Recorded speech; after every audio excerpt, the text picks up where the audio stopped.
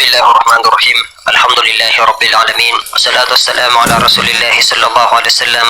Ndugu zangu katika imani, leo tunaingia kwenye darasa muhimu sana kuhusiana na ndoto. Watu wengi wanaota ndoto lakini hawajui maana yake, hawajui maana hizo ndoto wanazoziota. Mtume wetu Muhammadin sallallahu alaihi wasallam amesema, ar-ru'ya thalathatu, ndoto ziko tatu.